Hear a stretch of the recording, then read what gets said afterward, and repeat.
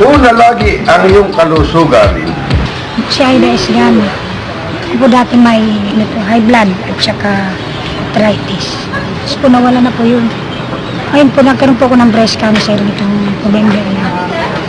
Sabi po ng doktor, operahan. Ang ginawa ko po, uminom lang ako ng King-Serban. Baka po sakali mawala. Uminom po. Sa isang linggo po, isang bote na inom ko. Balik po sa isang buwan, 4 na bote. Hindi na po ako naglalaba eh. Dati po naglalaba ako, pero po ngayon nagkaroon ko ng breast cancer, hindi na.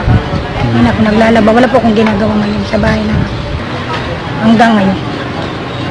Ngayong ngayon po.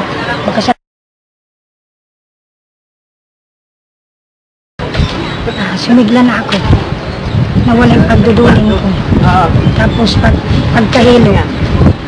Sa mga nanonood ngayon, kaya ko sa inyo bumili kayo ng King-Serban para gumaling na yung mga karamdaman ninyo. Kaya kung may cancer kayo.